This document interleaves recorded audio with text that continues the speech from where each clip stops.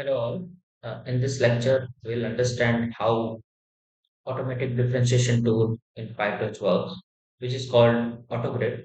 So for that, have to import Torch, and this is option if you wish to do. So it will just show you how the computational graph is being made. So it is at a beginner level, you might be able to plot the graph and understand, but later on, I don't think so. It will be very helpful in plotting the computation term. So I'm importing that, and let's say I have PyTorch. So Torch is by default imported in the collab notebooks. Now, now let's say I want to do differentiation of z squared. So z square differentiation with z, right? So z square differentiation with respect to z is going to be 2 into z, right? Like something like this, right? So if I want to do this, then how will I do it? So let's say I give some value to z first because variables, I mean, machine don't understand variable, right? You need to give some values to that. So let's say if z is 3 and my function is z square, my function is z square, I'm storing it in y, and I have to give this command called y dot backward. So this will do the um, back propagation, right? So it will do the backward propagation, and that will give you the gradients. So if I run this, then it will not give you any output, but that's what it did. Now the gradients are computed, right? So that's what it means that uh, gradients gradients have been computed. Now what those gradients are, or what is the value?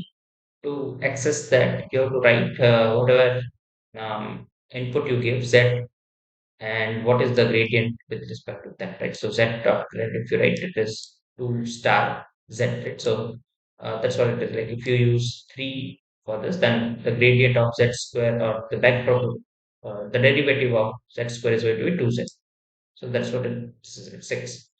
Now there are some, not issues, but there are some ways it's being written. So what it does is it accumulates a gradient whenever you run the function, which should not happen, right? So what I mean by accumulation is, so let's say I have this y is equal to z square. Now I initialize z one only, right? Once, right? When I first start this notebook, I initialized it. Now I'm not initializing it again. I'm running the backward and I'm printing this, right? So even though I'm running it second time, my answer should not change, right? Because nothing has changed. My value is still the 3, and gradient or back propagation is 2z only, right? So nothing should have made changes. But that is not true here, right? So you can see that tensor now it is, earlier it was 6, now it is 12. If I run it again, it becomes 18, 24, 30, and so on, right? So what is happening is it's accumulating at every run, right? So which is not good. Like not every time we wanted that. We want to do we want the correct answer of this, right? So when z is 3, when z is 3, it should give 6 only, right? That is the correct answer for this. So what we are missing is we are not clearing the gradients after each run. So this gradient, initially they are not filled with anything, but once they are there, it will not go away by themselves, right? So we have to clear the gradients, and for that the function you can use this, right? So set dot grad, uh, that is the function set dot grad, and you must have seen in the last video that there is some in place function, right? So zero is an in place function. You can use that to make it a zero. Now if I let's say do this, so I'll say if I read on this, you can see it is 6, right? So I'm running it again, and that time it is 6. Now any number of time I've run, it will give me 6, right? So which is the correct answer for the gradient of this or the derivative of z square. Now, what other things we might need to do is, let's say, let's say my z was some variable or some weights in the deep learning architecture. I might do, let's say, w or z minus equal to some learning rate, let's say learning rate time z, right? So that's what I'll do in each loop, right? Now it's a learning rate is 0.2. Okay. Um, Now if I do this, then my z is, so let's see what is z dot, if you write is a leaf, right? So is leaf,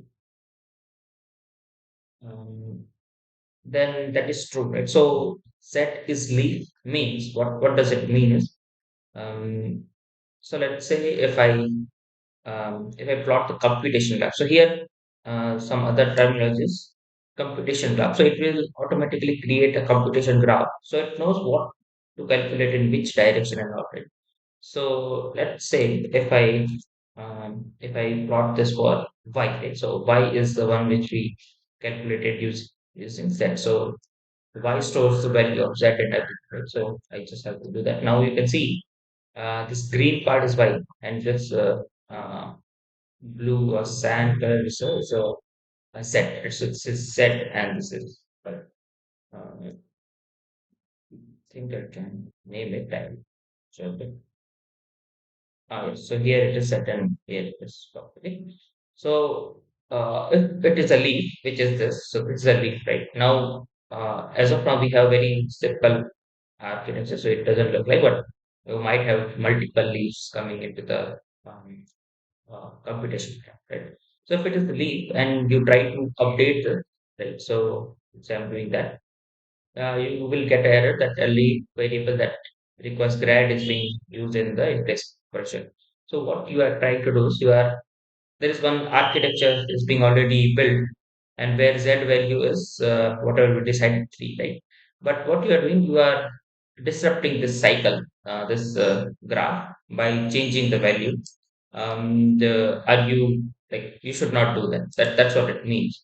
Now what we can do is, yeah, that is okay, but what we can do, but we need to do it, right?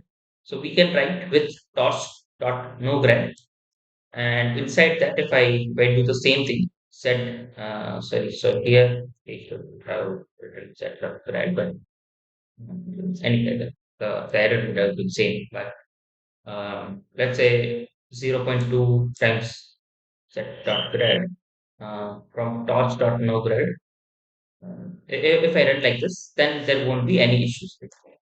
So, so like this, so I can run it, and now my z value, if I see what is my z value, that is, uh, it is 3 only. Um, what is my z grad? Okay, my z dot grad is 0. So why is that 0? Because I changed it to 0 here. Now let me make changes a little bit so that I can show you. So I'll just copy this much, okay, and I'll keep that here, uh, here. Okay. Now z square is something like this. Now I'll run this. So you can see z dot grad as of now is 6. 6. So now I'll take 0.2 of that and subtract it from the z, right? So that's what I'm doing. And now what my z value has become is 1.8, right? So it has changed. But now I didn't get that leave variable was required in place, something like that, right? So for that purpose, you have to do this with torch dot no grad. I'm updating updating my weights. Okay. and at each cycle you might need to make them zero also. So that's why this grad dot zero you can use. Now let's write some a simple training group to understand what we have done as of now. So what we can do is let's say I have this architecture where I'm have weights where required grad is true. My x is the input, so I don't need to compute gradient with respect to input, right? So that's why nothing given here. Now let's say b is another bias. So this is weight. This is bias set, and this is this the input. So I don't need to have any. Um, I don't need to compute gradients with respect to input set. So okay, I'll run that. Now to see the architecture, um, it should be y hat. Okay. Now you can see that it's my W, that's my B, right? So I have multiple leaves available. So this is leaf and B is also leaf because I initialized. If I use W and B somewhere, then it will not become leaf, right? So leaf is only thing where when I initialize the way. Okay.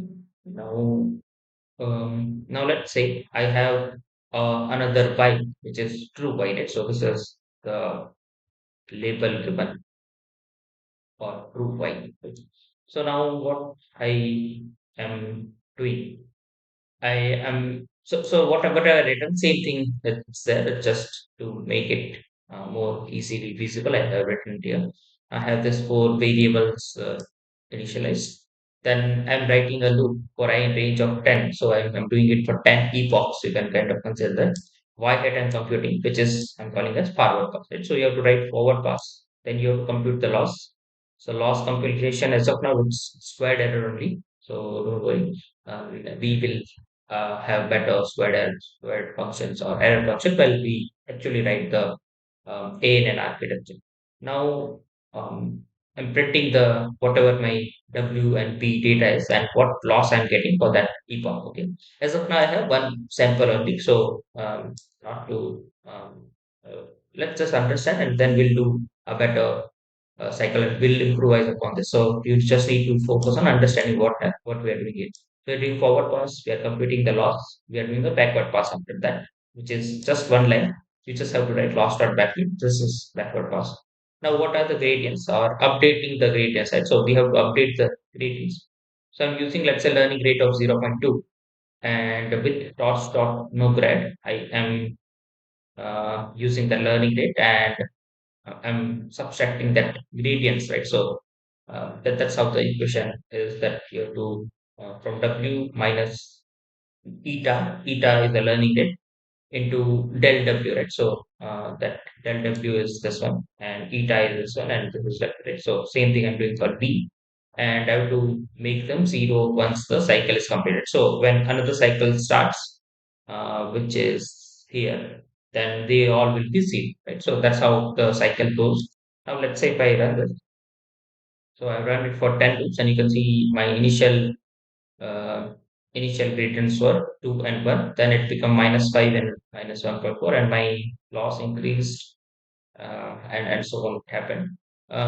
So maybe this is due to I have used a very high learning rate. If I can use let's say 0.01, then you can see 2 1 and then my loss is reducing, right? 1496 to 1 0.6, right? So it depends on what if you make any mistake in choosing learning rate, it affects the run, right? So that's all in the auto grid. So to summarize it, we use it to do the back propagation automatically or differentiation, it will do it automatically. It will give you the gradients and you have to use that gradients to update the weights in the cycle of in the full forward and backward, right? So that's where you have to use that. Now you can't update them if they are leaf and which they are going to be. So you have to write with torch dot no grad or do not compute grad here. So it actually means that you should not compute gradients in this, or you should not include this subtractant this part into the this computational part. Okay, and you have to make them deliberately, make them zero. If you don't make them zero, they will not go away. The gradients will stay there and will start accumulating. Yeah, so that's all there for the autograd part. Thank you.